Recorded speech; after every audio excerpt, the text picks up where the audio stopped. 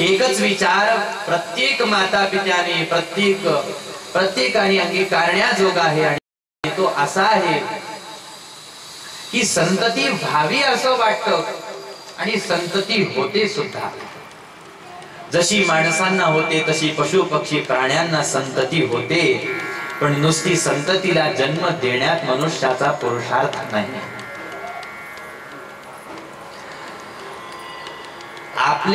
आपल्याला झालेली संतती जर आई वडिलांची सेवा करत नाही, जर ना ती धर्माच्या कामाची आहे, ना साधू संतांच्या कामाची आहे, ना कथा कीर्तनाच्या कामाची आहे, ना राष्ट्र सेवेच्या ना धर्म सेवेच्या कामाची आहे, तर काय उपयोग बरं अशी संतती जन्माला येऊन? असे हजारो हजारो कुपुत्र जन्माला येण्यापेक्षा एक सुपुत्र फक्त या मातेला झाला पाहिजे, तर तीच खरी माता आहे. काही उपयोग म्हणतात. जसे गांधारीला 100 पुत्र झाले, परंतु धर्म पालन करणारे नव्हते, उलट धर्माच्या विरोधामध्ये युद्ध करायला ते उभे राहिले. बरं तेही उभे राहिले, पण चांगल्या लोकांना सुद्धा ज्यांनी पाठवून टाकलं, धार्मिकांना सुद्धा ज्यांनी पाठवून टाकलं महाराज, आणि धर्माच्या विरोधामध्ये युद्ध करण्यासाठी उभं केलं, देवाच्या विरोधामध्ये युद्ध करण्यासाठी उभं केलं, साधी गोष्ट आहे का? असे माणसं, अशी लेकरं जन्माला येऊन काय उपयोग आहे महाराज? म्हणून हजारो हजारो सुपुत्रांची माता होण्यापेक्षा एका सुपुत्राची माता होणं भाग्याचं लक्षण आहे. म्हणून मला तुम्ही एक पुत्र दान करा, परंतु तो असा साधू स्वभावाचा दान करा.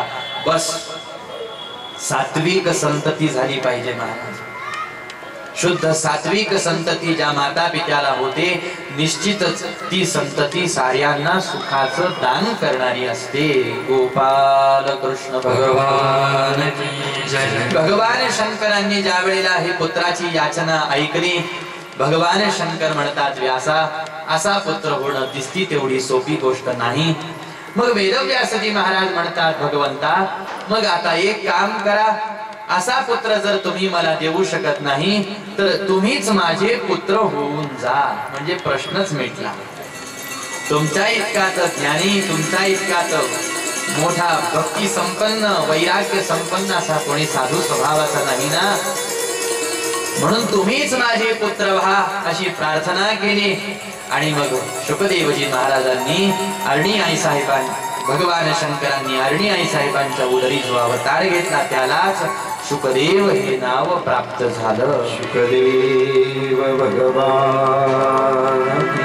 जसं प्रागट्य झालं 12 वर्षांचे होते महाराज, जसे प्रगट झाले तसे 12 वर्षांचे, आणि वस्त्र नव्हतं अंगावरती, दिगंबर अवस्था होती, आणि जसे प्रगट झाले तसे घराच्या बाहेर पडले आणि वनाच्या दिशेने धावायला लागले.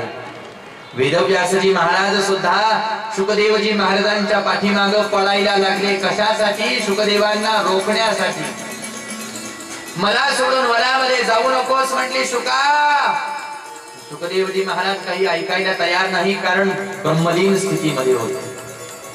आणि मग शुकदेवजी महाराजांच्या वतीनं वृक्षांनी बेरींनीच उत्तर दिली, कारण शुकदेवजी महाराज ब्रह्मज्ञान संपन्न, आत्मज्ञान संपन्न महात्मे होते.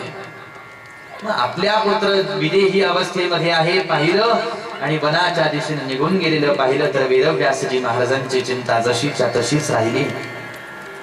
आता नाईलाज झाला, आणि हे भागवत साऱ्यांच्या श्रवणामध्ये आलं पाहिजे याच्यासाठी नाईलाजास्तव आता काही विद्यार्थी एकत्र बोलावले आणि त्या विद्यार्थ्यांना श्लोकाची संख्या द्यायला सुरुवात केली. आणि मग ज्या वेळेला विद्यार्थ्यांना श्लोकाची संख्या द्यायला लागले, वेदव्यासजी महाराज म्हणतात, विद्यार्थ्यांनो, ज्या वेळेला तुम्ही वनामध्ये लाकडं आणण्यासाठी जाताल ना, मी शिकवलेले श्लोक तुम्ही मोठ्याने गायन करा म्हणते. मोठ्याने यामुळे गायन करायला सांगितले की वनामध्ये माझा शुक कुठेतरी भटकत असेल, त्याच्या कानावरती ते श्लोक जाऊन पडले तर त्याची समाधी तुटेल आणि तो माझ्यापर्यंत आल्याशिवाय राहणार नाही. विद्यार्थी वनामध्ये आले आणि वनामध्ये विद्यार्थ्यांनी गुरु महाराजांनी शिकवलेले श्लोक मोठ्याने गायन करायला आरंभ केला. वरहापीडं नटवरवपो कर्णयो कर्णिकारं विभ्रदवास कनककपीशं वैजयन्ती च मालां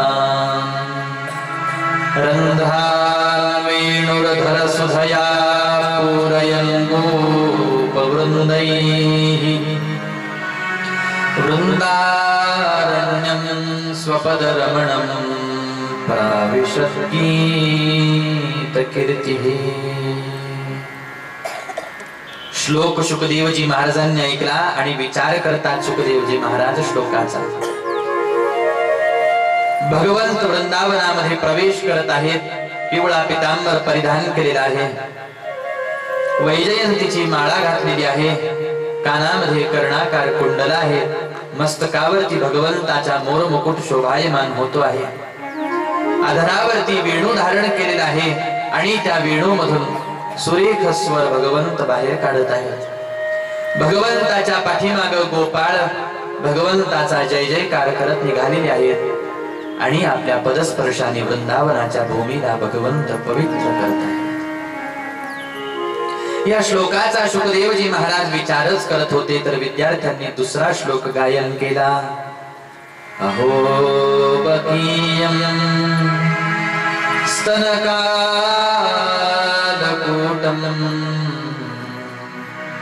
जिज्ञासया पाय यदप्यसाद्रि लेभे गतिं धातु चितान्ततोऽन्यं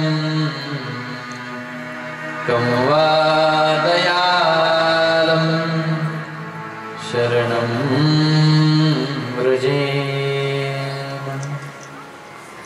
ज्या वेळेला आमचे परमात्मा छोटेसे होते ना, बाळकृष्ण रूप घेतलेलं होतं ना, त्यावेळेला त्यांना मारण्यासाठी पूतना नावाची राक्षसिणी हलाहल विष आपल्या स्तनामध्ये भरून आली होती. मारण्यासाठी आलेल्या पूतनेचा सुद्धा भगवंतानी उद्धार केला. अशा कनवाळू कृपाळू भगवान गोपाल कृष्णांचे आम्ही भक्त आहोत, शरणागत आहोत. मारण्यासाठी आलेल्याचा सुद्धा जे उद्धार करतात, एवढे दयाळू जे आहेत, एवढे कृपाळू जे आहेत, एवढे करुणावंत जे आहेत, एवढे उदार जे आहेत, अशा भगवंतांना सोडून या जगामध्ये शरण जाण्याजोगा कोण आहे म्हणता. कं वा दयालं शरणं व्रजेम.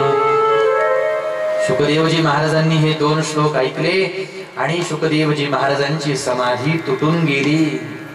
शुकदेवजी महाराज विद्यार्थ्यांजवळ आले, प्रश्न विचारला, कोणत्या ग्रंथातले श्लोक तुम्ही गायलेले विद्यार्थ्यांनो? गुरु महाराज, श्रीमद भागवत नावाच्या ग्रंथातले हे श्लोक आहेत. कोणी शिकवले तुम्हाला? आमच्या गुरु महाराजांनी शिकवले. काय नाव आहे तुमच्या गुरु महाराजांचं? वेदव्यासजी महाराज. कुठं राहतात ते? म्हटले सरस्वती नदीच्या तटावर सम्याप्राश नावाचा आश्रम आहे, तिथं राहतात. मला घेऊन चलताल? चला ना हो महाराज. शुकदेवजी महाराजांना आपल्या सोबत घेतलं. विद्यार्थी आश्रमामध्ये आले. पहा म्हटले, ते जे समोर उभे आहेत ते आमचे गुरु महाराज आहेत. शुकदेवजी महाराजांनी पाहिलं, पांढरे शुभ्र वस्त्र परिधान केलेले आहेत ज्यांनी, पांढरी शुभ्र दाढी, पांढऱ्या शुभ्र जटा, आयुष्यभराच्या साधनेचं तेज मुखावर. आणि वेदव्यासजी महाराजांना पाहून समाधान झालं. नमस्कार केला आणि पायाजवळ हात जोडून विराजमान झाले. गुरु महाराज, कृपा करा माझ्यावरती. आणि दोन श्लोक मी श्रीमद भागवताचे ऐकले तर मला एवढा आनंद प्राप्त झाला. संपूर्ण श्रीमद भागवत ज्या वेळेला मी ऐकेन मला किती आनंद होईल सांगा. म्हणून कृपा करा आणि मला ही सारी कथा वर्णन करून सांगा. त्यावेळेला वेदव्यासजी महाराजांनी संपूर्ण कथा श्रीमद भागवत शुकदेवजी महाराजांना सांगितलं. आनंद शुकदेवजी महाराजांच्या हृदयामध्ये आता मावेनासा झाला. जो आनंद जन्मतःच ब्रह्मलीन स्थितीमध्ये अवस्थेमध्ये शुकदेवांना प्राप्त झाला नाही, तो आनंद भगवंताची कथा ऐकून शुकदेवजी महाराजांना प्राप्त झाला. आनंदामध्ये शुकदेवजी महाराज निमग्न झाले आणि हात जोडून म्हणतात, मी तुम्हाला गुरुदक्षिणा म्हणून तुमच्या ऋणातून उतराई होण्यासाठी तुम्हाला काय देऊ.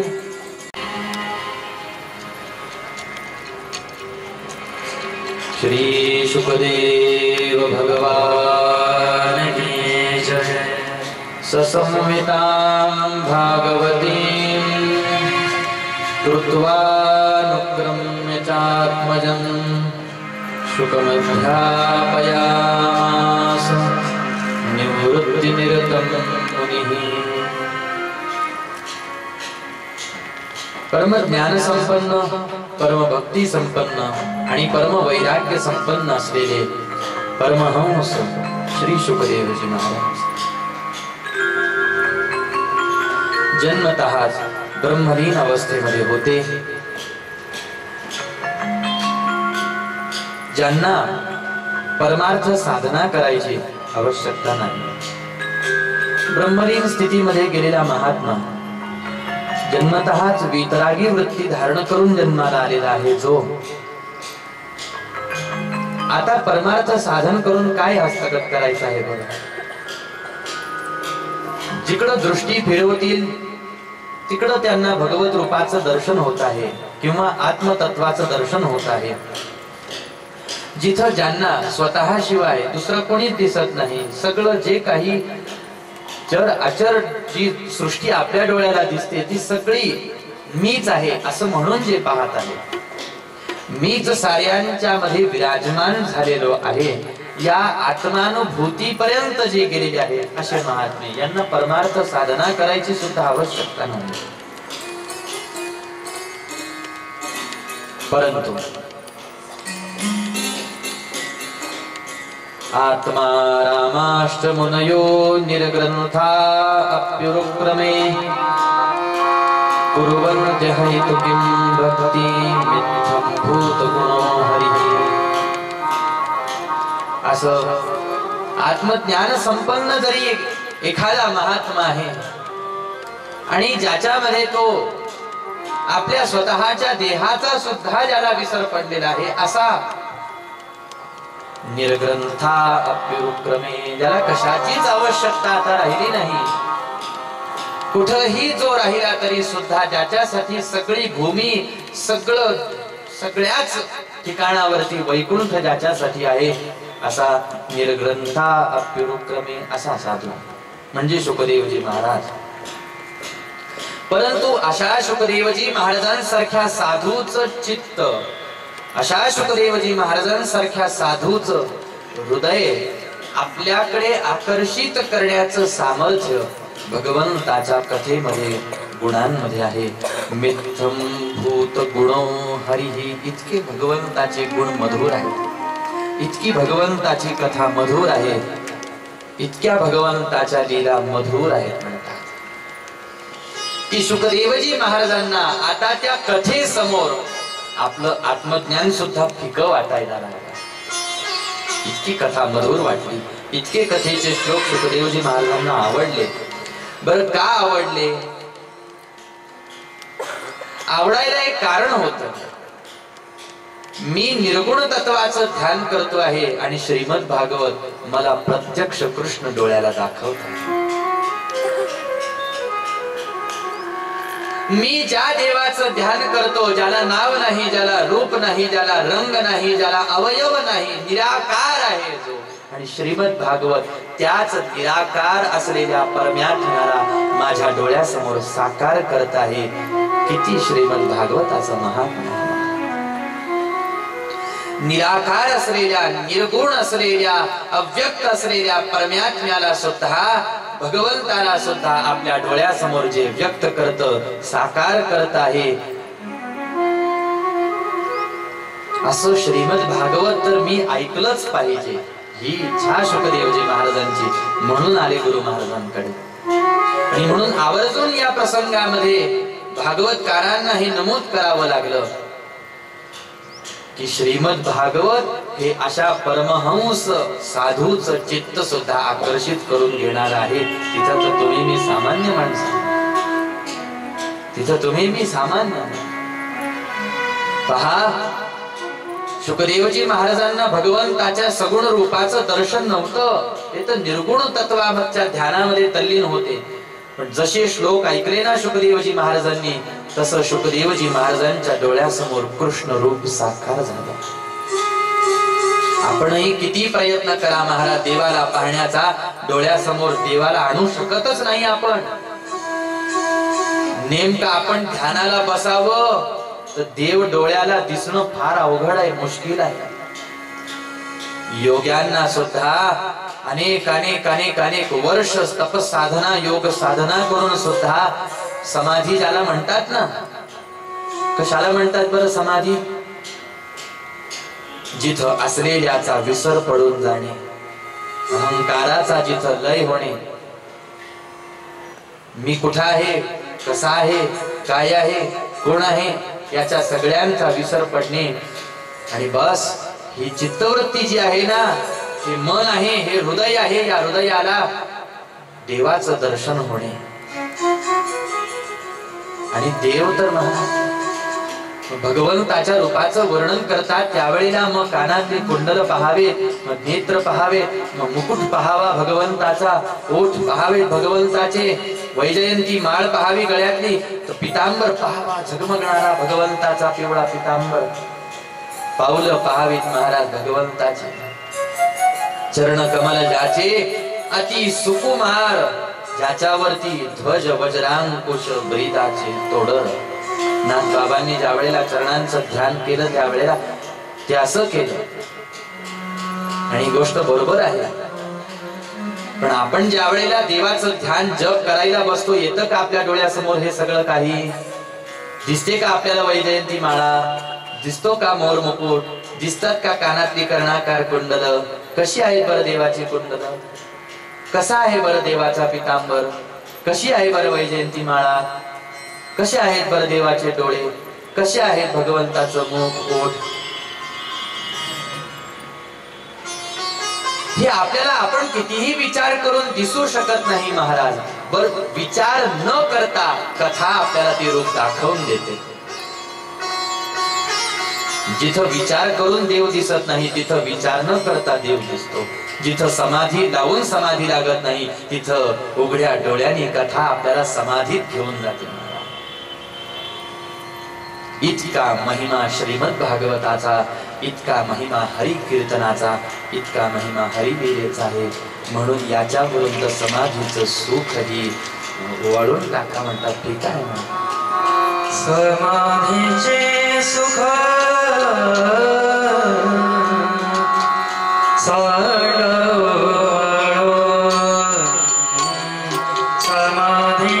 सुख सुख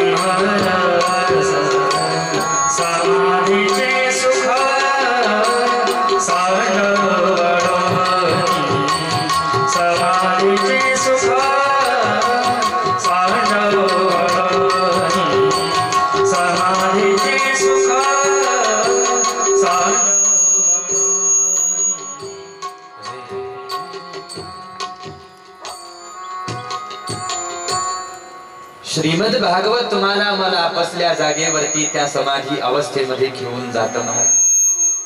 पहा, घरात बसून डोळे लावून नाम जप करता करता जो देव डोळ्याला दिसत नाही ना, तो देव कथेमध्ये डोळ्यात, म्हणून कथेला यावं लागतं. कोणी कितीही भजन करणारा, पूजन करणारा असला तरी सुद्धा, नाम जप साधना करणारा असला तरी सुद्धा कथेत आल्याशिवाय तर त्याला त्याचं ध्येय प्राप्त होऊ शकत नाही. खूप खूप लाभ आहे महाराज कथेचा, खूप लाभ. महात्म्य ऐकत असताना आपण ऐकलं, कथा चित्तशुद्धी करते. हरिकथेनं चित्त शुद्ध होतं, पवित्र होतं. या लाभापासून जी सुरुवात होते महाराज, तर ते हरिकथा तुम्हाला मला देवाच्या दर्शनापर्यंत घेऊन जाते. खूप लाभ आहे हरिकथेचा. म्हणून ज्यांना ज्यांना कथेचं महात्म्य कळालं, त्यांनी पुन्हा आपल्या जीवनामध्ये कथेला कधी सोडलं नाही. आणि महात्म्यांनी जर काही साधना केली असेल ना, एकच साधना, आणि त्यांच्या साधनेचं नाव आहे कथा. त्यांच्या ध्यानाचं नाव आहे कथा, त्यांच्या पूजेचं नाव आहे कथा, त्यांच्या तपाचं नाव आहे कथा. साधू संतांनी हे ग्वाही सुद्धा दिली, महाराज आमचं ध्यान म्हणजे आमची कथा, आमचं तपच आमची कथा, आमची सेवा आमची कथा आहे, आमची पूजाच आमची कथा आहे. आणि या कथेसाठी तर, या कथेचं महात्म्य जाणून कथेसाठी तर सर्वस्व न्योछावर करायला भक्त साधक महात्मे तयार झाले. कारण या ठिकाणावरती आल्याचा परिणाम काय होतो, हा परिणाम त्यांनी चांगला अनुभवाला आला. अहो, हजारो हजारो हजारो हजारो जीवांचं दुःख कथेने विसरायला लावलं महाराज. कितीही दुःखी असू देत, पण कुठपर्यंत असतो, जोपर्यंत तो कथेत येत नाही तोपर्यंत. एकदा कथेत मनुष्य आला ना, आपल्याला आपल्या दुःखाचा सुद्धा विसर पडतो महाराज.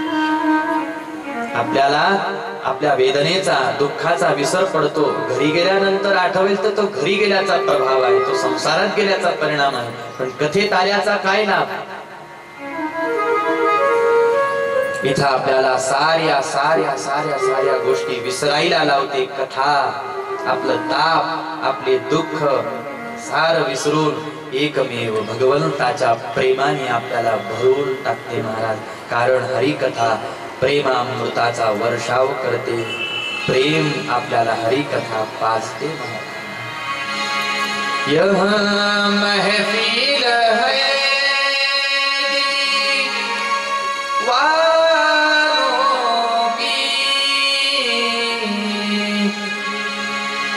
हर भक्त यहाँ पर मतवा,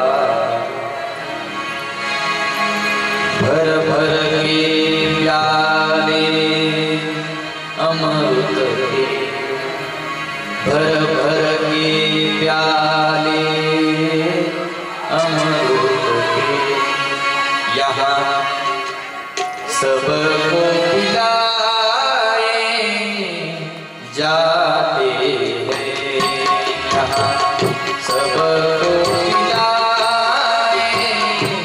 जाते हैं, यहाँ सबको पिलाए जाते हैं. यह महफिल है दीवानों की, यह महफिल है दीवानों की. हर भक्त यहाँ पर मतवाला, हर भक्त यहाँ पर मतवाला, भर भर के प्याले अमृत के, भर. कोणी काय पिऊन मदमस्त होत असेल महाराज, कारण माणसाला मदमस्त करून टाकतील, त्याच्या देहभावाचा लय करून टाकतील, असे बरेच पेय या जगामध्ये आहेत. काही काही माणसं दुःखाचा विसर पडावा म्हणून मद्यही पितात ना. अहो संधी पाहिजे महाराज माणसांना. मद्यपान करणारी माणसं महाराज अति आनंदाचा प्रसंग असला तरी पितात आणि अति दुःखाचा प्रसंग असला तरी पितात. त्यांना विचारलं का पितात? म्हणजे आनंद झाला आम्हाला म्हणून. दुःख झाल्यावर पितात. का पितात? हो पिल्यानंतर दुःखाचा विसर पडतो ना म्हणून. तसं हरिकथा सुद्धा तुम्हाला मला एक आनंद दान करते महाराज, एक भाव दान करते. हरिकथा या विश्वातून तुम्हाला मला उचलते आणि भावविश्वामध्ये घेऊन जाते. आणि त्या भावविश्वामध्ये ज्या वेळेला श्रोत्या आणि वक्त्याचं जाणं होतं ना, त्यावेळेला मग या जगातल्या गोष्टींचा विसर पडतो. मग त्यावेळेला आपल्या दुःखाचा विसर पडतो आणि त्यावेळेला तर त्या विश्वाचा नायक असलेला परमात्मा फक्त डोळ्यासमोर असतो. आणि मग मन महाराज डोलायला लागतं त्याला पाहून. मन ही अवस्था भावविश्वातली आहे. कथा विश्व आहे महाराज. मंडपाच्या बाहेरचं नश्वर आहे महाराज सगळं, पण मंडपाच्या आतलं जे विश्व आहे ना, हे आनंदाचं विश्व आहे, हे कथेचं विश्व आहे, हे भावाचं विश्व आहे. या ठिकाणावरती भर भर की जाने अमृत दे, भर भर की जाने अमृत दे, यहाँ सबको पिलाए जाते हैं, यहाँ सबको पिलाए जाते हैं. मत घबराओ जगवालो, मत घबराओ जगवालो, इस दर पर शीश झुकाने से, इस दर पर शीश झुकाने से, नादानो इस दर पर तो, नादानो इस दर पर तो, सर भेंट चढ़ाए जाते हैं, सर भेंट चढ़ाए जाते हैं. दरबार में मुरली वाले, दरबार में मुरली वाले, सब दर्द मिटाए जाते हैं, सब दर्द मिटाए जाते हैं, सब दर्द मिटाए जाते हैं. आजपर्यंत ज्यांचं दुःख दूर झालं महाराज, ते सत्संगामध्ये आल्याचा परिणाम. आणि आनंदामध्ये जे निमग्न झाले ते या हरिकथेचाच परिणाम. मग ते ब्रह्मदेव झाले, नारदजी महाराज झाले, सनत कुमार झाले, वेदव्यासजी महाराज झाले, आज शुकदेवजी महाराज या आनंदामध्ये निमग्न झालेले आहेत. याचे हे ठिकाण सोडून दुसरीकडे कुठं हे सुख मिळू शकत नाही. जसं मोहब्बत के लिए कुछ खास दिल मखसूस होते हैं, त्याच पद्धतीनं हरिकथा अशी आहे महाराज. आणि हरिकथेचं जे सुख आहे, जो आनंद आहे, तो हे ठिकाण सोडून, ही कथा सोडून दुसरीकडे कुठं नाही. म्हणून या ठिकाणावरती येत असताना भय, लज्जा आणि शंका या तीन गोष्टी टाकून हरिकथा मंडपामध्ये प्रवेश करायला सांगितलेला आहे. आणि या ठिकाणावरती जे जे आले ते आजपर्यंत कसे आले किंवा कसे येतात, संत म्हणतात सर रख के तली पर आ जाओ, सर रख के तली पर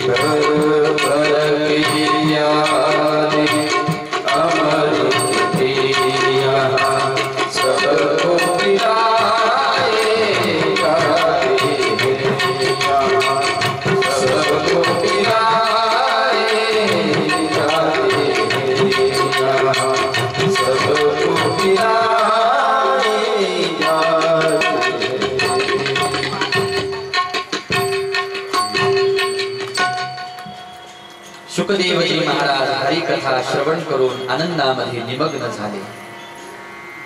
हरिकथेचा महिमा या ठिकाणावरती सूतजी महाराज पुन्हा एक वेळेला स्पष्ट करतात. आणि म्हणूनच एवढा आनंद गुरु महाराज हा तुमच्या कृपेतून मला मिळाला. तुमच्या ऋणातून उतराई होण्यासाठी मी काय करू मला सांगा.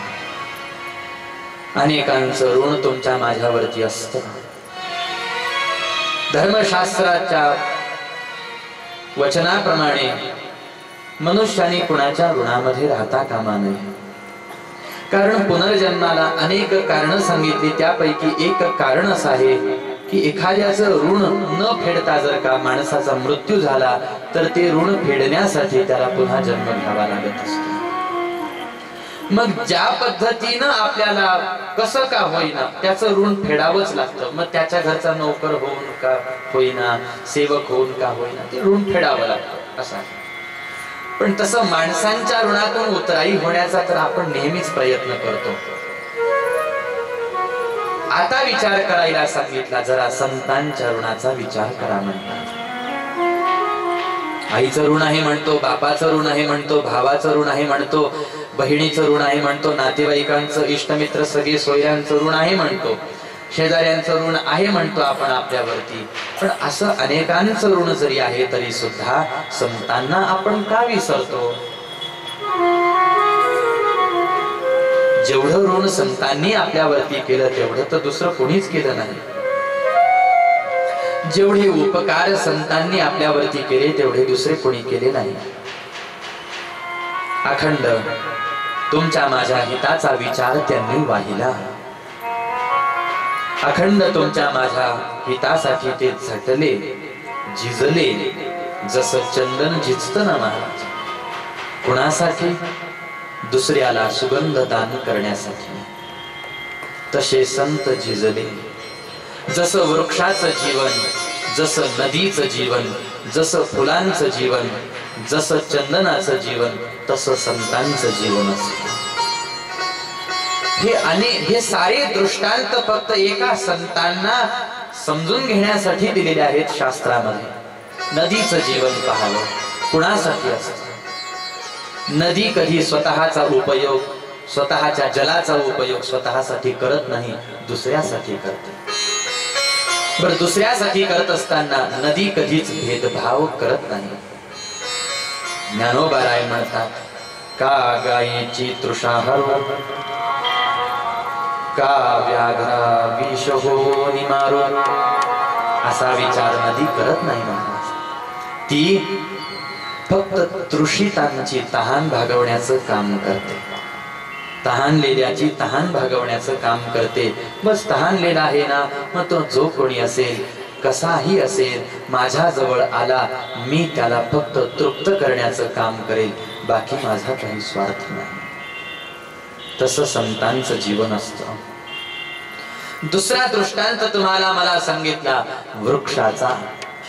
वृक्षाचं जीवन कुणासाठी असतं बरं? आणि काय करतो वृक्ष? पहा, वृक्षाचं जीवन पाहत असताना त्याला आलेली फळं कधी त्यानं खाताना पाहिलं का कोणी? आंब्याच्या झाडाला आंबा आला, कधी त्या झाडाने तो खाल्ला का? बरं, माझा म्हणून स्वतःच्याच हाताने कवटाळून धरला का? अहो, येणारे त्याच्या जवळ येत राहिले, त्याला दगड मारत राहिले, पण मारणाऱ्याला सुद्धा त्यांनी तो आंब्याचा गोड रस खायला घातला महाराज. असं संतांचा स्वभाव आहे. झाड सावली दान करतं, दुसऱ्याला आश्रय दान करतं, विश्रांती दान करतं. बरं, हे रस्त्याने चालणाऱ्या पथिकाला सुद्धा विश्रांती दान करत आहे. आणि त्याला तोडण्यासाठी जो येतो ना, सकाळी सकाळी एखादा झाड तोडायला आला, आता तरी मशिनरी आल्या महाराज, मशीन आलं, एवढा वेळ लागत नाही. पण मशीन काय येणं होईना. झाड तोडण्यासाठी जो झाडाजवळ आला तो थकून भागतो, ज्या वेळेला शिणतो त्यावेळेला तोच म्हणतो आता थोडं सावली खाली बसतो, थोडा आराम करतो. बरं, कुणाच्या सावली खाली बसतो? ज्याला तोडायला आला त्याच्याच ना. मग झाड काय त्याला मारतं का? नाही नाही, बस बाबा, थकलास तू, मला मारता मारता थकला, मला तोडता तोडता थकला, ये मीच तुला सावली देतो. पहा झाडाचा स्वभाव. भूक लागली, फळं घे, रसरशीत फळं घे, गोड फळं खा. परोपकार शिकावा तर संतांकडून, परोपकार शिकावा साधूकडून. म्हणून साधू कोणाला म्हणतात? साधनोती परम कार्यम इति साधू. ही साधूची व्याख्या केली जाते. काही माणसं म्हणतात साधू, तर त्यांना म्हणतात जे स्वतःच साधून घेतात. पण शास्त्राने सांगितलं साधू त्यांना म्हणत नाही. साधू त्यांना म्हणतात जे दुसऱ्याचं साधून देतात. साधनोती परम कार्य, दुसऱ्याचं कार्य जे साधून देतात ना त्यांना साधू म्हणतात. चंदनाचं जीवन स्वतः झिजत आहे, उगाळणारा त्याला दगडावरती सानेवरती उगाळतो आहे. ते स्वतः झिजत आहे. कणानी कणानी कणानी कणानी कमी होत चाललेलं आहे. पण दुसऱ्याला सुगंध देण्याचं काम मात्र ते सोडत नाही. दुसऱ्याला शीतलता देण्याचं काम मात्र ते चंदन सोडत नाही. तसं साधूचं जीवन आहे, तसं संतांचं जीवन आहे. आपण संतांना काय समजतो, आपण साधूला काय समजतो आणि ते काय असतात. माणसं संत म्हणून काय संतांची व्याख्या करतात आणि शास्त्र संतांची काय व्याख्या करतं महाराज. संत गाता गाता तर शास्त्र म्हणतात. आमची वाणी सुद्धा संतांना गाता गाता अपूर्ण आहे. साधूला गाता गाता वाणी खुंटून जावी महाराज, एवढं विशाल स्वरूप साधूच आहे. आणि सरते शेवटी संतांचं स्वरूप, साधूंचं स्वरूप ज्यावेळेला तुम्हाला मला अनाकलनीय होतं, अवर्णनीय होतं, वर्णनातीत असल्यामुळे ते अवर्णनीय आहे, अनाकलनीय आहे. अशा वेळेला सामान्य जीवानी, सामान्य मनुष्यानी, सामान्य विषयी पामर जीवानी साधूच्या चरणावरती फक्त नतमस्तक व्हावं, दुसरं काही करू नये. हे जाणो निम्यान मन निवांत केले. माझ्या सद्गुरूंच्या संबंधामध्ये मी हे सारं जाणलं. आणि ज्या वेळेला माझी वाणी त्यांच्या स्वरूपाचं, त्यांच्या कर्माचं, कार्याचं वर्णन करण्यासाठी अक्षम मला जाणवायला लागली, त्यावेळेला मी फक्त एक केलं. त्या गुरुचरणारविंदावरती, त्या गुरुचरणांना शोधून, त्यांना पाहून मी फक्त त्यांना वंदन केलं. बस आता त्यांच्या ऋणातून उतराई होईन तर त्यांचा दास म्हणूनच, दुसरं मी काय करू शकतो. संतांच्या ऋणातून उतराई व्हायचंच तर त्यांचा शरणागत होऊन त्यांचा दास होऊ.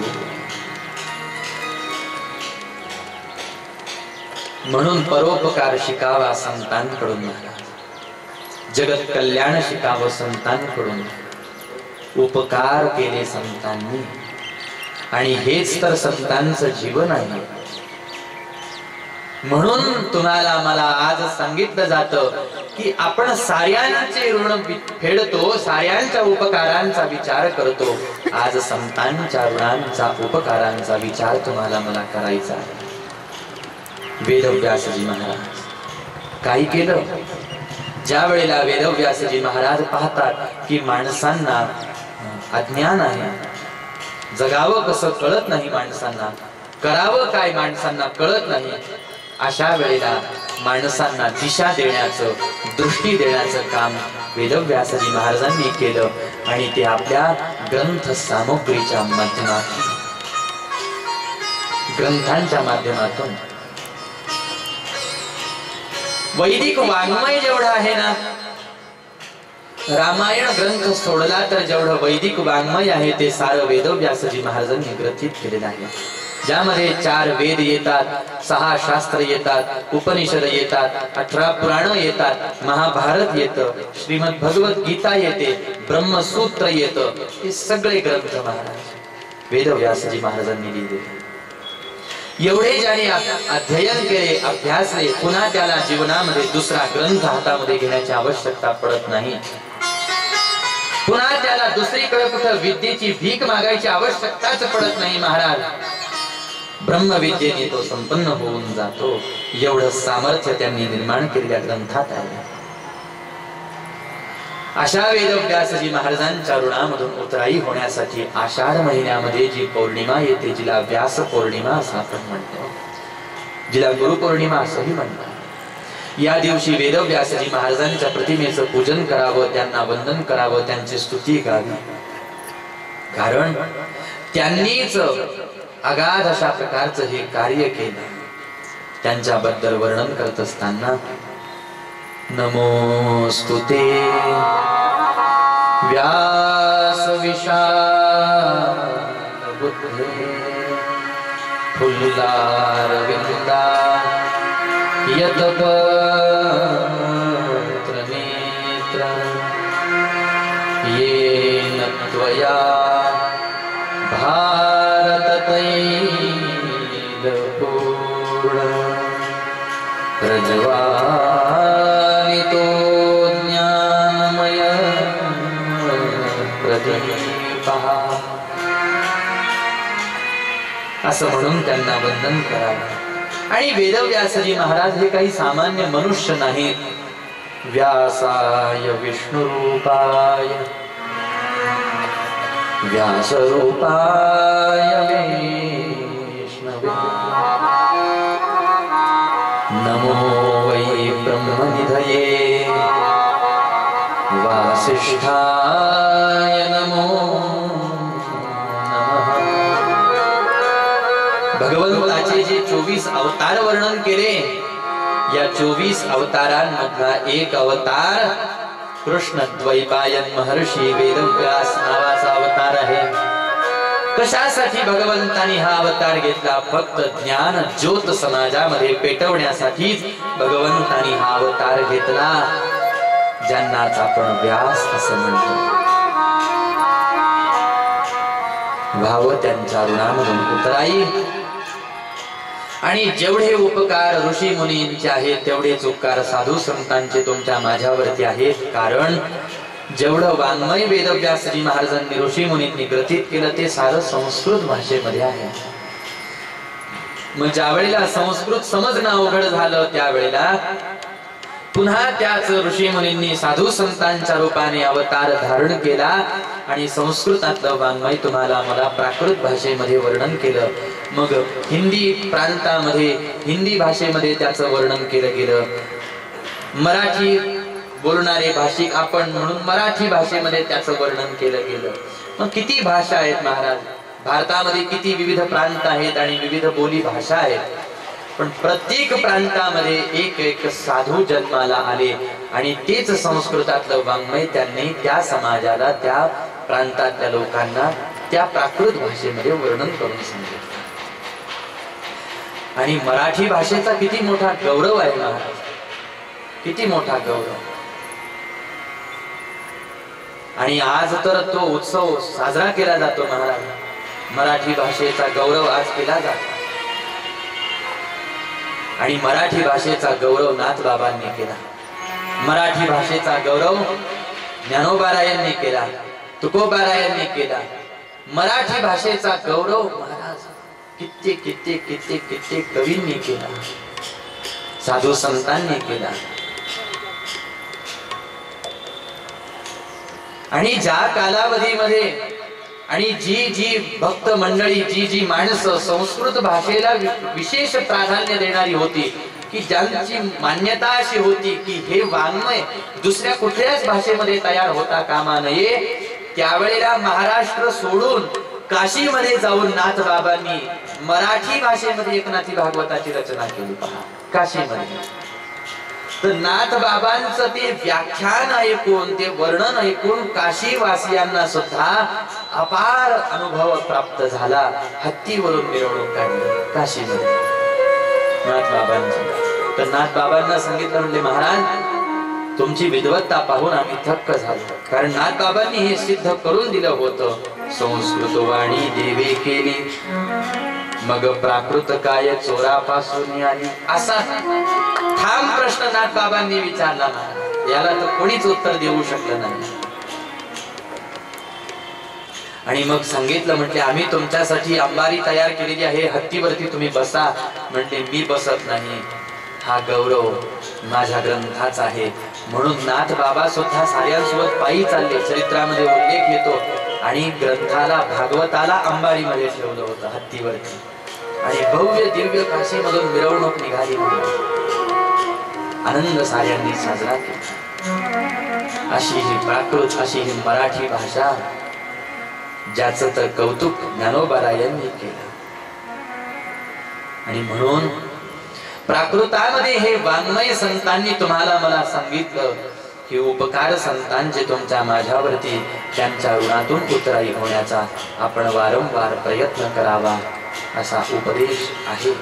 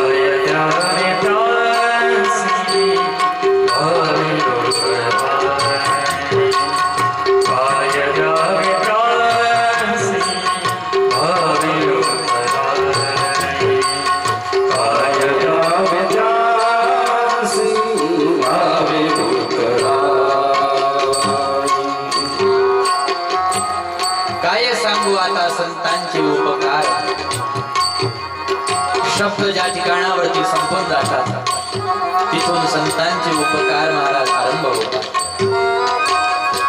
मज निरंतर जागवी,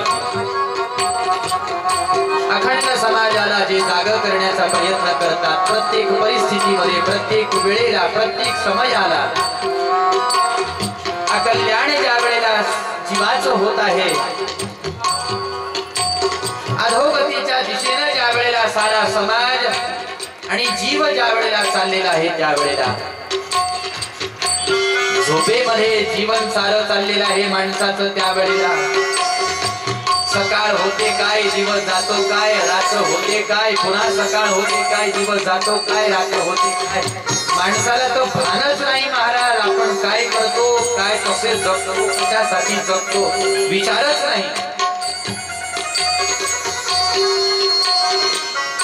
अशा वेळेला साधू संत साऱ्यांना जाग करतात. अरे उठा,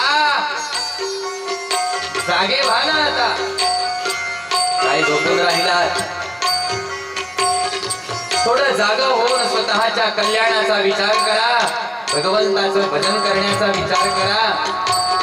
असे जर झोपून राहिलात ना, असंच निघून जाईल आयुष्य, कळणार सुद्धा नाही कसं गेलं आयुष्य.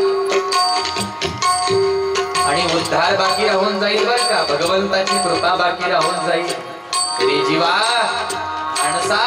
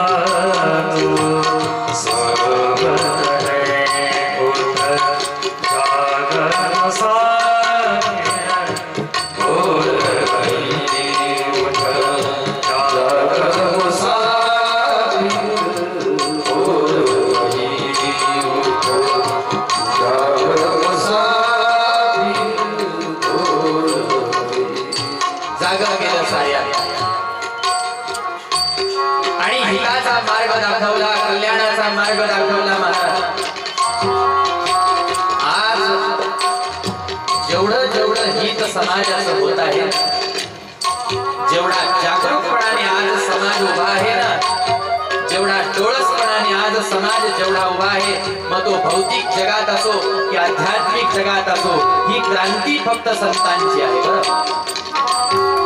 नाही, अनेक जण आपली नावं लावत असतील.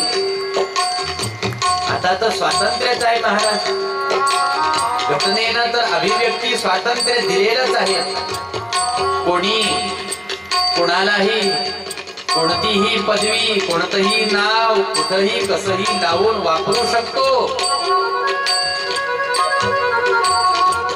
पण क्रांती तर संतांनीच केली आणि ती क्रांती काय केली, काय कशी दिसते बरं. अहो, आज समाज उभा आहे, आज समाजाला एक विचार आहे, आज समाजाला एक बैठक आहे महाराज. आज जगू शकतो आहे समाज, आज मनुष्य जगू शकतो आहे. विचारांच्या एका उच्च स्तरावरती संतांनी समाजाला नेऊन ठेवलेला आहे. माणसांची काय ताकद महाराज. क्रांती करावी तर संतांनीच, क्रांती करावी तर महापुरुषांनीच, राष्ट्रपुरुषांनीच, माणसांनी नव्हे. पोस्टर्स लावून, बॅनर्स लावून, वर्तमानपत्रामध्ये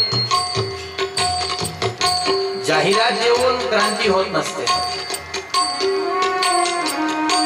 ज्या वेळेला अखंड साऱ्या समाजाला धारण करून ठेवण्याची शक्ती ज्या वेळेला सोडली जाते महाराज, ती खऱ्या अर्थाने क्रांती आहे आणि जी संतांशिवाय दुसरं कोणी करू शकलं. आज हा समाज, ही मानव मात्रांची जी मांदियाळी आहे, ती कोण आहे, काही सांगावं त्यांच्याबद्दल. मज निरंतर जागवी नसता काही कळालं असतं आपल्याला. खावं काय, प्यावं काय, राहावं कसं, बोलावं काय, हे झालं सामान्य जीवन जगणं. परमार्थ तरी काय कळालं असतं तुम्हाला मला. आज जे आपण कथा करतो, कीर्तन करतो, भजन करतो, कसं करावं कोणी शिकवलं बरं. संतांनी शिकवलं, त्यांनी जसं शिकवलं तसं आज आपण करतो ना, तसंच करायला पाहिजे. हे सगळं आज आपण करू शकतो, याला कारण संत आहे कुठं. मज निरंतर जागवी, ज्यांनी मला जाग केलं, उठवून बसवलं, हात माझा हातामध्ये घेतला, मला चालायला शिकवलं, मला पळायला शिकवलं, मला ध्येय गाठायला शिकवलं. नसता मीच असा अंथरुणामध्ये पडलेलो होतो, असा जमिनीवरती खितपत पडलेलो होतो. माझ्यासारख्या काजव्याला सुद्धा ज्यांनी सूर्या एवढा प्रकाश दान केला, संत 5 फूट 10 फूट 20 फूट 25 फूट याच्या वर न उडणारा काजवा आज आकाशाचा सूर्य होऊन प्रकाश देतो आहे. इथून इथपर्यंतचा प्रवास संत जीवाकडून करून घेत असतात. कुठं संतांना आपण आक्रमण करू शकतो का. असे ज्ञानोबाराय, असे तुकोबाराय, असे नाथ बाबा, अशा मीराबाई, जनाबाई, असे सारे संत, असे तुलसीदासजी, असे वाल्मिकीजी, असे नारदजी, असे प्रल्हादजी, असे वेदव्यासजी, असे माझे सुखदेवजी महाराज. असा सामान्य जीवाला असा मान्य पदापर्यंत नेऊन पोहोचवण्याचा प्रवास आपला हात हातात घेऊन जे करायला लावतात संत. काही द्यावं बरं आता त्यांचा ऋणातून उतराई होण्यासाठी. एवढ्या महान पदापर्यंत जे माणसाला नेऊन पोहोचवतात, एवढ्या उच्च पदापर्यंत जे संत नेऊन पोहोचवतात, काय द्यावं त्यांना. धन देऊन, मान देऊन, पद प्रतिष्ठा काही देऊन ऋणातून उतराई होऊ शकतो. अहो, या गोष्टी तर सगळ्या अगोदरच तुच्छ झाल्या महाराज.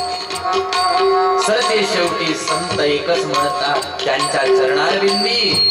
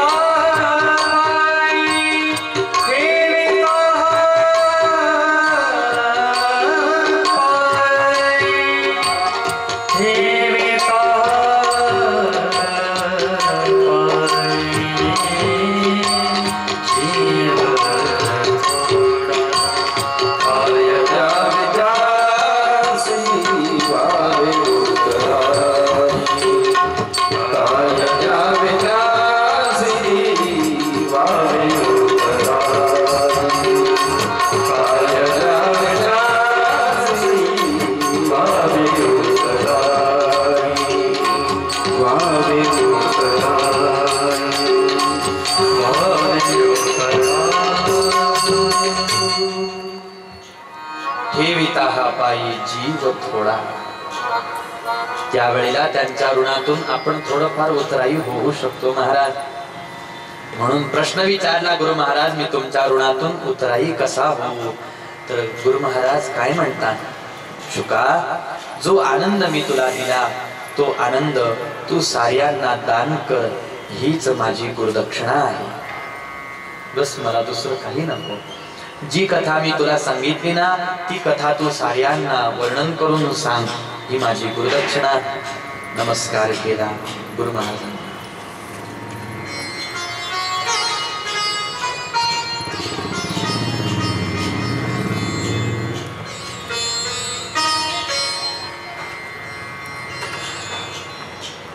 संतांचा महिमा अगाध आहे.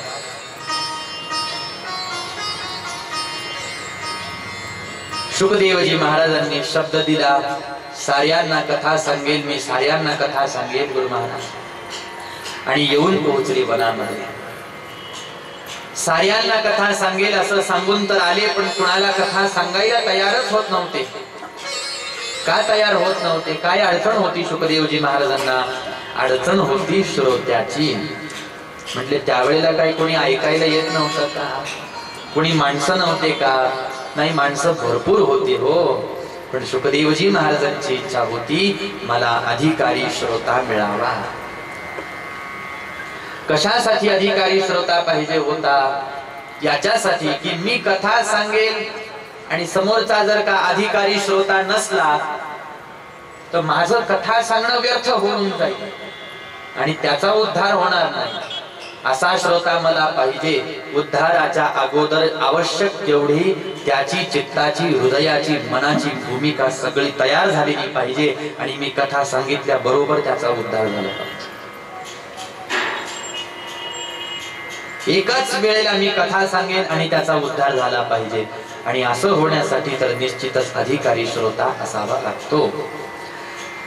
असा श्रोता ज्याने पंच प्रकारची शुद्धी साधलेली आहे. एक मातृशुद्धी, एक पितृशुद्धी, एक अन्नशुद्धी, एक द्रव्य शुद्धी आणि एक आत्मशुद्धी. वेगवेगळ्या पद्धतीने या 5 प्रकारच्या शुद्ध्या जीवनामध्ये साधल्या जातात. आणि अशी शुद्धी साधलेला श्रोता मला पाहिजे. कसा जन्म झाला या श्रोत्याचा मला सांगा ना, म्हटले गुरु महाराज. कोणत्या कुळामध्ये याचा जन्म झाला, कधी झाला मला सांगा ना. त्यावेळेला सांगतात तथा भाग की अशा श्रोत्याचा जन्म पांडवांच्या कुळामध्ये झाला. ज्या वेळेला पांडवांनी कौरवांचा विनाश करून टाकला. यदामृधे कौरव सृंजयाना, अनेक अनेक वीर वीरेश्वथो वीर गतिं गतेषु, वीर गतीला ते प्राप्त झाले. आणि अंततो गत्वा वृकोदरा विद्धगता विमर्श, वृकोदर नाम भीमदादानी दुर्योधनाच्या मांडीवरती गदेचा प्रहार केला.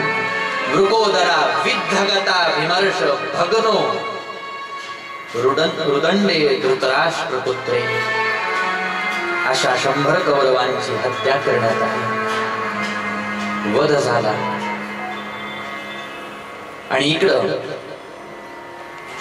पांडवांची हत्या करण्याचं दायित्व दुर्योधनाने अश्वत्थाम्याला दिलं. अश्वत्थामा ज्या वेळेला पांडवांची हत्या करण्यासाठी रात्रीच्या वेळेला झोपडीमध्ये आला, त्याच्या अगोदरच अंतर्ज्ञानी असणाऱ्या भगवंताने साऱ्या पांडवांना आणि द्रौपदीला आपल्या सोबत घेऊन गंगेच्या किनारी निघून गेलेले होते. पण पांडवांना जरी भगवंतानी नेलं होतं तरी पांडवांची लेकरं, 5 लेकरं देवाची आज्ञा मानून त्यांच्या पाठीमागे गेले नाहीत आणि अनर्थ झाला. पांडवांना मारण्यासाठी आलेला अश्वत्थामा हाती पांडव लागले नाहीत आणि झोपलेल्या, झोपेमध्ये असलेल्या एका लेकराच्या मानेवरती तलवारीनं वार केला, रक्त बंबाळ केलं, हत्या केली आणि वनामध्ये आला. त्या अश्वत्थाम्याला शासन करण्यासाठी अर्जुनजी महाराज ज्या वेळेला तत्पर झाले, तयार झाले, कारण अर्जुनजी महाराजांनी आपल्या डोळ्याने पाहिलं की द्रौपदीला रडताना पाहिलं, विवल होताना पाहिलं. माता शिशूनां निधनं सुतानां निशम्य घोरं परितप्यमाना। ज्या वेळेला द्रौपदीचं हे दुःख अर्जुनजी महाराजांनी पाहिलं ना, सहन झालं नाही। आणि आमच्या लेकरांची हत्या करणाऱ्या अश्वत्थाम्याला मी जिवंत ठेवणार नाही अशी तयारी केली, पण द्रौपदी आई साहेबांनी रोखलं। याला तुम्ही मारू नका, याला तुम्ही शासन करू नका, हत्या करू नका। अश्वत्थाम्याची हत्या तर अर्जुनजी महाराजांनी केली नाही, पण अपमानित करून वनाच्या दिशेने सोडून दिला। पण मनोमन अश्वत्थाम्याला याचा आनंद व्हायला लागला की माझ्या मित्राला दिलेलं वचन मी पूर्ण केलं आणि पांडवांचा वंश मी नाहीसा करून टाकला। आता सृष्टीच्या नियमानुसार पांडव मरतील आणि या वयात काही त्यांना आता लेकरं होणार नाही, म्हणजे पांडवांचा वंश इथंच आता संपून गेला, वचन पूर्ण झालं। त्याच वेळेला आलेल्या मित्रांनी सांगितलं, एवढा आनंद नको साजरा करू अश्वत्थामा, कारण अजून पांडवांचा वंश नाहीसा नाही झाला। अभिमन्यूची धर्मपत्नी उत्तरा हिच्या गर्भामध्ये अभिमन्यूचं बाळ वाढत आहे, हिच्या उदरामध्ये अभिमन्यूचं बाळ वाढत आहे। आणि मग त्यावेळेला त्या बाळाची हत्या करण्यासाठी ब्रह्मास्त्राचा प्रयोग अश्वत्थाम्याने देहावर केला। ब्रह्मास्त्र जसं देहाला येऊन लागलं, उत्तराई साहेबांनी भगवंताचा धावा केला, चतुर्भुज रूप धारण करून परमात्मा आले, सुदर्शन चक्र सोडलं आणि ते सुदर्शन चक्र देहाभोवती गोल गोल गोल गोल गिरट्या घालायला लागलं आणि ब्रह्मास्त्राचा प्रभाव कमी झाला। पण बाळाला काही इजा होऊ नये म्हणून अंगठ्या एवढं रूप भगवंतानी घेतलं आणि उदरामध्ये प्रवेश केला आणि बाळाच्या भोवती गोल गोल फिरायला लागले, गिरट्या घालायला लागले। बाळाला भगवंताचं दर्शन प्राप्त झालं। यथा योग्य समयाला उत्तराई साहेबांनी ज्या बाळाला जन्म दिला त्याच बाळाचं नाव परीक्षिती असं ठेवलं गेलं। ज्या वेळेला पांडवांना हस्तिनापूरची राजगादी दान करून भगवंत द्वारकेच्या दिशेने निघून गेले, याच प्रसंगामध्ये भगवंत निजधामाला निघून गेल्याची वार्ता पांडवांपर्यंत आली आणि पांडव सुद्धा कैलासाच्या वाटेने वैकुंठ धामाला निघून गेले। त्यावेळेला परीक्षिती राजांनी राज्यकारभार सांभाळला। पांडवांचं राज्य हे परीक्षिती राजांनी सांभाळलं आणि तितकंच धर्मयुक्त धर्मशील राज्य होतं। राजा परीक्षितींच्या राज्यामध्ये कधी अतिवृष्टी होत नव्हती, अनावृष्टी होत नव्हती, कधी भांडण तंटा होत नव्हता, कधी कुणी आजारी व्यक्ती दिसत नव्हता, धनधान्य विपुल प्रमाणामध्ये होतं आणि सुंदर अशा पद्धतीने धर्माधिष्ठित राज्य राजा परीक्षितींचं चाललेलं असतानाच आपल्या राज्याच्या सीमेवरती राजा परीक्षितींनी दृश्य पाहिलं। एक बैल उभा आहे एका पायावरती। सर्वसाधारण 4 पायावरती बैल उभा असतो, पण राजा परीक्षितींना एका पायावरती दिसलं। एक गाय उभी आहे जी अत्यंत क्रूश झालेली आहे, थर थर थर थर थर थर कापते आहे आणि जणू आता ती धरणीवरती पडते आणि तिचा प्राण जातो की काय अशी तिची अवस्था झाली। तिसऱ्या बाजूला काळ्या भिन्न पुरुष दिसला। असं वाटलं की हा पुरुष या गायी आणि बैलांचा छळ करतो आहे, मोक्या प्राण्याचा छळ माझ्या राज्यामध्ये होतो आहे, हे सहन झालं नाही आणि म्हणून शासन करायला परीक्षिती तत्पर झाले। त्यावेळेला काळा भिन्न पुरुष बोलायला लागला, महाराज एकदा त्या गायी आणि बैलाला विचारा तुमचा छळ कोण करत आहे। आणि इथं प्रश्न आला। मग बैलाजवळ आले राजे परीक्षिती, प्रश्न विचारला कोण तुमचा छळ करत आहे। म्हटले मी सामान्य बैल आहे असं तुम्ही समजू नका महाराज, मी साक्षात धर्म आहे। सत्ययुगामध्ये धर्म 4 पायावरती उभा असतो, ज्याचा एक पाय सत्य वर्णन केला, ज्याचा एक पाय तप वर्णन केला, ज्याचा एक पाय शौच अर्थात पवित्रता वर्णन केला आणि ज्याचा एक पाय दया वर्णन केला।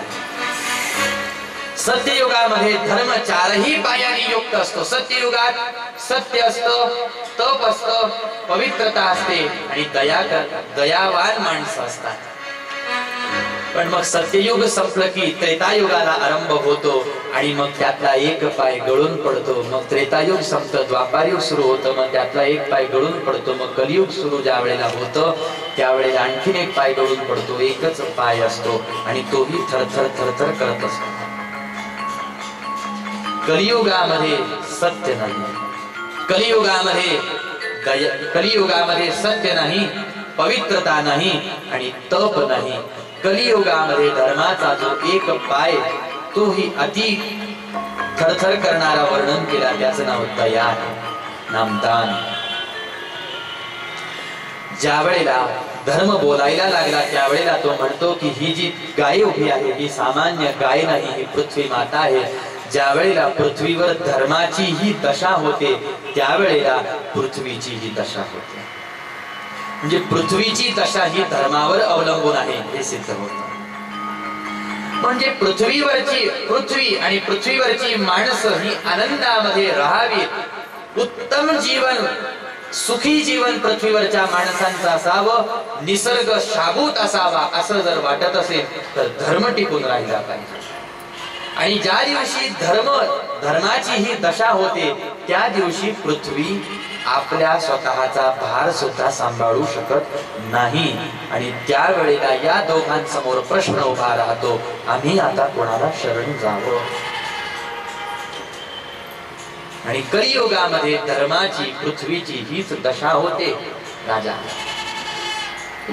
फार मोठा चिंतनाचा विषय. ज्या वेळेला हा सारा संवाद झाला राजा परीक्षितींच्या लक्षात आलं की याचाच अर्थ आता कलियुगाला सुरुवात झालेली आहे आणि हा काळा भिन्न पुरुष दुसरा तिसरा कोणी नसून कली आहे. मी जिवंत आहे तोपर्यंत कलीला राज्य करू देणार नाही म्हणून तलवार बाहेर काढली आणि कलीवर मारणार एवढ्या वेळामध्ये कलीने राजा परीक्षितींच्या पायाला स्पर्श केला, अर्थात शरणागत झाला आणि धर्माचं स्मरण करून दिलं. राजन, आपण क्षत्रिय आहात आणि क्षात्र धर्म सांगतो की ज्याने शरणागती केली त्याची हत्या कधी करायची नसते. मी तुम्हाला शरणागत आलेलो आहे, कृपा करा, मला सुद्धा राहण्यासाठी जागा द्या. कली, ज्या ठिकाणावरती तू जातो त्या ठिकाणावरती अधर्म बोकाळल्याशिवाय राहत नाही, कलह निर्माण झाल्याशिवाय राहत नाही आणि माझ्या राज्यामध्ये मला असं वातावरण नको आहे. महाराज, जसे तुम्ही भगवंताचे भक्त आहात तसा मी भगवंताचा भक्त आहे. मला जागा दान करणं तुमचं कर्तव्य आहे. नाईलाज झाला, कलीला जागा दिली. ज्या ठिकाणावरती मद्य विक्री होते, मद्यपान ज्या घरामध्ये केलं जातं, मी तुला तिथं राहण्यासाठी जागा देतो. ज्या ठिकाणावरती मांस विक्री होते आणि मांस सेवन ज्या घरामध्ये केलं जातं, मी तिथं राहण्यासाठी जागा देतो. ज्या ठिकाणावरती स्त्री देह विक्रय करून चरितार्थ चालवते तिथं राहण्यासाठी मी तुला जागा देतो. ज्या ठिकाणावरती सट्टा खेळला जातो त्या ठिकाणी मी तुला जागा देतो. कली, खुश आहेस का? म्हणले, मी खुश नाही, कारण जागा तुम्ही मला भरपूर दिल्या पण अशा दिल्या ज्या तुमच्या राज्यामध्ये नाहीत. कशा असतील महाराज? धर्माचं राज्य ज्या ठिकाणावरती असतं त्या ठिकाणावरती अशा गोष्टी होताना कधी दिसत नसतात. अजून एखादी जागा द्या ना महाराज. आता झाला नाईलाज, मुखातून वाक्य निघालं, अनितीनं कमवलेल्या द्रव्यामध्ये मी तुला राहण्यासाठी जागा देतो. कलीने विचार केला, एका माणसाला भ्रष्ट करत किती दिवस लागतील मला, मी राजालाच भ्रष्ट करून टाकतो. राजा भ्रष्ट म्हणजे प्रजाही आपोआप भ्रष्ट. हा न्याय कलीने केला महाराज. आणि भांडार गृहामध्ये जरासंध नावाच्या असुराचा जो मुकुट होता त्या मुकुटामध्ये कली येऊन बसला. तोच मुकुट ज्या वेळेला परीक्षितींनी धारण केला त्यावेळेला चांगला विचार करणारी बुद्धी वाईट विचार करायला लागली आणि चराचरामध्ये भगवंताचं दर्शन घेणाऱ्या परीक्षितींना शिकार करण्याची इच्छा झाली. घोड्यावरती स्वार झाले, हातामध्ये शस्त्र घेऊन शिकार करण्यासाठी ज्या वेळेला परीक्षिती वनात आले आणि एवढ्या वेळा तहान डोकेनं व्याकुळ झाले. ऋषींचा आश्रम दिसला, आश्रमामध्ये आपल्याला काहीतरी मिळेल म्हणून आले. पाहतात तर ऋषी ध्यानस्थ बसलेले होते, डोळे बंद होते. राजाला वाटलं मला पाहून ध्यान करायचं ढोंग करायला लागले की काय, कारण आता तर कलियुग चाललेला आहे. आता कशाचा कोण सच्चा साधू आणि आता कशाचा कोण सच्चा संत आहे का म्हणले. असंच सारे भक्त ध्यानम करायला लागलेले आहेत असा भ्रम झाला. आणि जमिनीवरती पडलेला मृत सर्प बाणाच्या टोकावर उचलला आणि ऋषींच्या गळ्यामध्ये टाकला. राजे परीक्षिती रागारागाने आले आपल्या महलामध्ये. इकडं ऋषीपुत्राने पाहिलं, आपल्या गुरूंच्या गळ्यामध्ये कोणीतरी मृत सर्प टाकला. राग आला, हातामध्ये पाणी घेतलं आणि शाप दिला, ज्याने कोणी माझ्या पित्याच्या गळ्यामध्ये हा मृत सर्प टाकून त्यांचा अपमान केला असेल, मी त्याला शाप देतो. आजपासून 7व्या दिवशी तक्षक नावाचा सर्प त्याला दंश करून त्याचा मृत्यू होईल. इकडे राजा परीक्षितींनी महालात आल्यानंतर मुकुट काढून ठेवला. बरोबर वाईट विचार करणारी बुद्धी चांगला विचार करायला लागली. वस्तूवर स्वतः हे सारं अवलंबून असतं महाराज. कोणाच्या घरची आणि कोणाची वस्तू आपण वापरतो, परिधान करतो. कारण कुठलाही मनुष्य सातत्याने जी वस्तू वापरतो त्या वस्तूवरती त्या माणसाचे संस्कार, त्याच्या अंतःकरणातले संस्कार उतरत असतात वस्तूवरती सुद्धा. म्हणून आपल्याला लहानपणापासून सांगितलं जातं की दुसऱ्याची वस्तू वापरू नये. त्याचं धर्मशास्त्रामध्ये अशा पद्धतीने उलगडा केला जातो. आणि अनितीनं कमवलेलं द्रव्य कधी घरामध्ये माणसाने ठेवू नये. अनितीनं द्रव्य कमवू नये आणि ते घरामध्ये ठेवू नये. ठेवलं तर काय होतं, या द्रव्याचा परिणाम कुलनाशाला कारण होत असतो. व्यक्तीच्या नाशाला हे द्रव्य कारणीभूत होत असतं. म्हणून भ्रष्टाचाराने जी माणसं धन कमावताना त्यांचं घर कितीही भरलेलं दिसू देत महाराज, राख होणार असते त्याची. ते घरात आलेलं धन माणसाची सुद्धा राख करतं, सगळ्या खानदान कुळाची राख करून टाकतं महाराज. म्हणून त्याला भुलू नये शहाण्या माणसाने. भ्रष्टाचाराने अनितीनं कधी द्रव्य कमावू नये म्हणतात. धर्माने आपल्याला आळा घातलेला आहे पहिल्यापासूनच, पण धर्म कोणी अंगीकारायला तयार नाही ना. यांनी तर सांगितलं राष्ट्र धर्मनिरपेक्षच असावं. मुळातच जर का आता हीच गोष्ट यांनी हेच वाक्य जर का वापरलं महाराज, तर मग भ्रष्टाचार तर होणारच. काही काही घटना, काही काही गोष्टी अशा असतात ज्याला शासन पर्याय नाही, ज्याला धर्म हाच पर्याय आहे. कारण शासन व्यवस्था सुद्धा ही धर्मावरतीच अवलंबून असते. आणि जिथं धर्म राहिला नाही तिथं शासनही काहीच करू शकत नाही महाराज. म्हणून बऱ्याच वेळेला असं आपल्याला दिसतं, जे रक्षक असतात तेच भक्षक होताना दिसतात. म्हणून जिथं सामान्य माणसं, अगदी काबाड कष्ट काम करणारी माणसं जिथं प्रामाणिकतेनं काम करतात, तिथं सरकारामध्ये काम करणारी माणसं भ्रष्टाचार करताना दिसतात. अर्थात हा काही सरकारी काम करणाऱ्या माणसांवरती काही आरोप किंवा व्यासपीठाचा व्यक्तिगत काही विरोध नाही किंवा दुश्मनी नाही महाराज. पण मोठ्यावरती ज्या पद्धतीनं जिम्मेदारी असते तर त्याचा विचार. म्हणून आता आपण पाहतो सगळ्या गोष्टींची जिम्मेदारी सरकारवर दिली जाते. अरे पण सरकार काय करेल जर समाजामध्ये धर्मच राहिला नाही माणसांच्या वृत्तीमध्ये, तर आता सरकार तरी काय करेल? ज्या वेळेला वृत्तीमध्ये धर्म शिल्लक असतो, ज्या वेळेला समाजामध्ये धर्म शिल्लक असतो, त्यावेळेला शासनाला सुद्धा कठोर होण्याची गरज पडत नसते. कारण सगळं सुरळीत चाललेलं असतं असा विषय आहे. मुख्य मुद्दा असा आहे की अनितीनं कमवलेलं द्रव्य घरामध्ये असता कामा नये. कुलनाशाला हे कारण होत असतं. शाप मिळाला राजा परीक्षितींना, कारण जरासंधाचा तो मुकुट होता, कली बसलेला होता. आणि मग ऋषीपुत्राश्रमा महालात आले. त्यांनी सांगितलं, राजा मी तुला शाप देऊन झालेलो आहे. आजपासून 7व्या दिवशी तुझा मृत्यू होईल. बरं 7 दिवस तुझ्याकडे आहेत, आता पहा तुला काय करायचं. परीक्षितींनी विचार केला, आता करून करून काय करता येणार आहे. मृत्यू ज्याचा जवळ आला त्याने स्वतःच्या कल्याणाचा विचार करावा, स्वतःच्या हिताचा विचार करावा. राजा परीक्षितींनी राण्यांना बोलावलं, मुलांना बोलावलं, मंत्र्यांना बोलावलं आणि साऱ्यांना सांगितलं की आतापर्यंत करता येत होती म्हणून करत आलो तुमची सेवा. आता माझा मृत्यू जवळ आलेला आहे आणि आता मला माझ्या उद्धारासाठी प्रयत्न करायचा आहे, म्हणून मी निघून चाललो माझा उद्धार करण्यासाठी वनामध्ये. सर्व संग परित्याग करून राजे परीक्षिती वनामध्ये आले. ऋषींना विचारलं, 7 दिवसामध्ये माझा उद्धार होईल असं एखादं साधन मला सांगा ना महाराज. म्हटले, राजन 7 दिवसामध्ये उद्धार झाला असता वर्षानुवर्ष आम्हाला वनात येण्याचं काय काम पडलं असतं का? 7 दिवसामध्ये नाही होऊ शकत म्हटले कोणाचा उद्धार.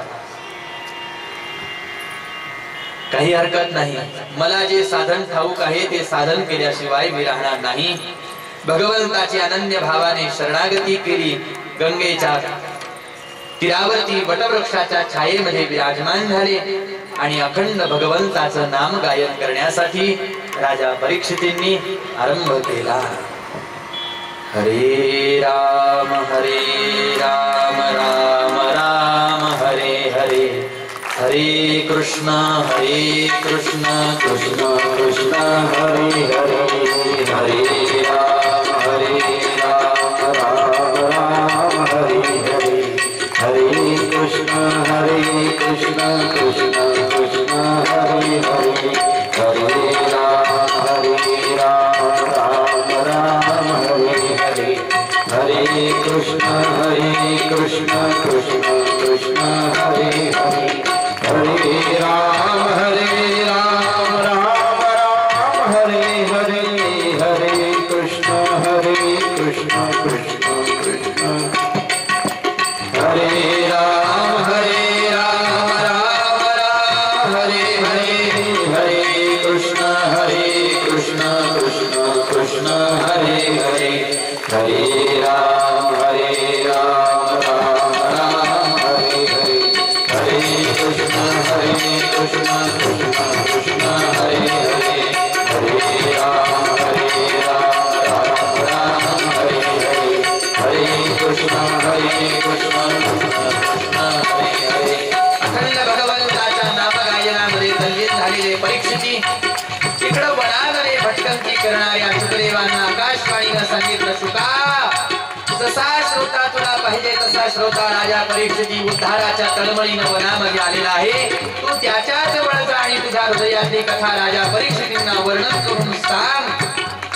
सुखदेवजी महाराज राजा परीक्षितींजवळ चालून आले आणि भल्या मोठ्या पाषाणावरती सुखदेवजी महाराज विराजमान झाले. राजा परीक्षितींनी आपले डोळे उघडले, सुखदेवांना आलेलं पाहिलं आणि उठून साष्टांग नमस्कार केला. शुकदेव भगवान की जय. पुन्हा चरणारविंदाजवळ विराजमान झाले. आता तर शुकदेवजी महाराजांना चिंताच राहिली, राजा परीक्षितींना तर आता चिंताच राहिली नाही. राजे परीक्षिती म्हणतात, शुकदेवांसारखे साधू जर का माझ्या समोर आलेले आहेत तर आता मला माझ्या उद्धाराची चिंता करायची गरजच राहिली नाही. आणि हा विचार अत्यंत योग्य आहे. शुकदेवांसारखा साधू ज्याला भेटतो महाराज त्याने स्वतःच्या उद्धाराची चिंता करत जाऊ नये. कारण जीवाला भेटावेत साधू, कारण साधूंच्या कृपेनेच उद्धार होत असतो जीवाचा. आपल्याला वाटत असलं माझा उद्धार माझ्या साधनेनं होईल, कदापि शक्य नाही. मी ग्रंथ वाचेल, मी जप करेल, मी साधना करेल, मी तपश्चर्या करेल, मी अनुष्ठान करेल, मी व्रतवैकल्य इत्यादी करेल आणि मग उद्धार करून घेईल. नाही नाही महाराज, कुठल्याही माणसाने भगवंतापेक्षा मला, संतांपेक्षा मला, सद्गुरूंपेक्षा मला, ग्रंथांपेक्षा मला जास्त कळतं असं कधी समजू नये. कारण आपल्याला कितीही कळत असलं तरी सुद्धा त्यांच्या समोर आपल्याला काहीच कळत नसतं. अनुभव नसेल तर संतांकडे जाऊन पाहावं, सद्गुरूंकडे जाऊन पाहावं. त्यावेळेला आपल्याला कळतं की आपलं ज्ञान त्यांच्या समोर किती थोडं आहे, किती थोडं. सूर्यासमोर काजवा असावा जसा, तसे त्यांच्या समोर तुम्ही मी असतो. मृत्युंजय कादंबरीमध्ये सावंतांनी ज्या वेळेला वर्णन केलं की नदीवरती गंगेवरती स्नानाला गेलेला कर्ण,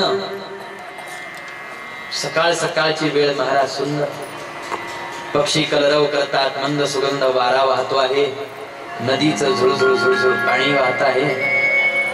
आणि कर्ण सूर्य उदयाच्या आधीपासून तिथं जलाशयामध्ये जाऊन ध्यान करायचा माझा रोजचा नियम करण्याचा.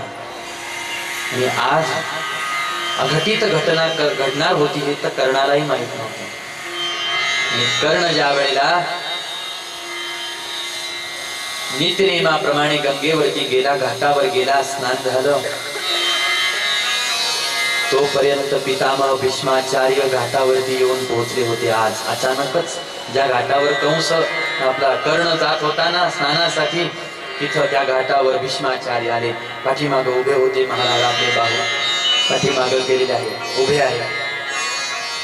कर्णाचं मुख तिकडं आहे गंगेकडे, पाठीमाग भीष्माचार्य आहे. आणि जसंच कर्णाचं नित्य विधी झाला सारा, आणि कर्णाने आपलं मुख जसंच पाठीमाग वळवलं, पाहतो तर काय भीष्माचार्य उभे होते. त्यावेळेला सावंतांनी वर्णन केलं की कर्णाला मनोमन असं वाटायला लागलं, भीष्माचार्यांसमोर उभं राहिल्यानंतर एखाद्या विशाल वटवृक्षासमोर जसं एखादं लहानसं गवताचं पात उभं राहावं ना, तसा मी त्यांच्या समोर उभा राहिलो. कारण मला जरी वाटत होतं मी एवढा मोठा आहे, तर ज्या वेळेला ते माझ्या समोर आले त्यावेळेला माझ्या लक्षात आलं मी तर मोठा आहे, पण किती गवताच्या पात्या एवढा. प्रत्येकाला आपापल्या जागेवरती आपण मोठेच दिसत असतो महाराज, प्रत्येकाला आपण आपल्या जागेवरती मोठेच वाटत असतो. पण आपण आपल्या जागेवरती स्वतःला मोठं मानत असताना आपल्यापेक्षा कोणीतरी मोठा आहे त्याच्या समोर जावं, त्यावेळेला आपली खरी उंची आपल्या लक्षात येत असते. अशा विशाल काय वटवृक्षासारखे असणारे संत महाराज. आणि म्हणून मग ज्या वेळेला हे येतात, साधू येतात, सद्गुरू येतात, त्यावेळेला त्यांच्यापेक्षा आपल्याला काही कळतं असं समजू नये. एक आणि दुसरं, त्यांच्या कृपेने आपला उद्धार होणार आहे हे निश्चित समजून घ्यायला पाहिजे. राजा परीक्षितांना मनोमन आनंद झाला. शुकदेवजी महाराज आलेले आहेत याचा. आणि मग शुकदेवजी महाराज आदेश करतात, राजन वरीयानिषुते प्रश्न कृतो लोकहितं नृपः आत्मविद सम्मतः पुंसां श्रोतव्यादिषु यः परः श्रोतव्यादीनि राजेन्द्र नृणां सन्ति सहस्रशः अपशतात्मात्मतत्त्वं बुद्धेषु दुर्भ्रमे. राजा, मी तुझ्या समोर आहे. तुझ्या प्रत्येक प्रश्नाचं उत्तर देण्यासाठी, समाधान करण्यासाठी. विचार, काही प्रश्न विचारायचा असेल, पण प्रश्न असा विचार जो तुझाही असेल आणि साऱ्या माणसांचा असेल. प्रश्न असा विचार ज्यामध्ये तुझंही कल्याण असेल आणि साऱ्या माणसांचं कल्याण असेल. आता कसा प्रश्न राजे परीक्षित शुकदेवांकडे विचारतात आणि त्या प्रश्नाला शुकदेवजी महाराज कसं उत्तर देतात आणि शुकदेवजी महाराज कशी हरिकथा गातात आपण श्रवण करू उद्याच्या कथा भागामध्ये.